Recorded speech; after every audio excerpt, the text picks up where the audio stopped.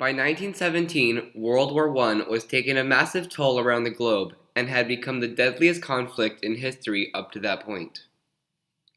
There were tens of millions of deaths on all sides. The Central and Allied powers had been in a costly stalemate, and internal pressures within all nations involved were erupting. Something had to give. Entered the United States into World War I. Woodrow Wilson begins his 14-point plan to figure out a way to bring peace.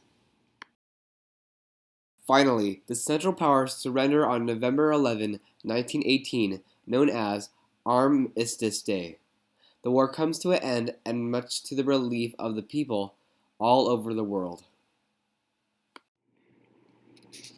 The Paris Settlement was the formal meeting after the end of the war to set the terms of the peace agreement for the Central Powers. France, Britain, Italy, and the United States put themselves in the position of control over the arrangements. Some of Woodrow Wilson's 14-point plan for the world peace was adopted, but France had suffered an incredible loss of life, and they were determined to make Germans pay. The Treaty of Versailles, signed by the Germans on June 28, 1919, was France's opportunity to humiliate the Germans.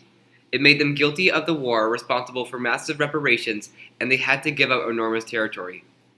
It also established the League of Nations, which would consist of an international community headquartered in Geneva, to promote cooperation and create a system to maintain peace. Part of Wilson's 14-point plan included the idea of self-determination, which purported the idea that nations have the legal right to govern themselves without interference from other nations. At the same time, Wilson also promoted the mandate system, which gave the Allies authority to appropriate the land that belonged to the collapsed Ottoman Empire and the colonies of Germany. The intention was to stop the cycle of war and fighting by drawing lines about who was in control of what, but it was extremely insensitive to the people who were living in those territories and seemed to go completely against the ideas of self-determination. One of the most famous for resisting the mandate to protect territories in the Ottoman Empire was Ataturk. He led a national movement against the Allied forces and was successfully able to form an independent Republic of Turkey in 1923. While the treaties and League of Nations established peace in the interim and was meant to serve as a world peacekeeping organization, it was ethnocentric, giving the power to determine the rules in favor of Europe and America, setting the stage for future conflict.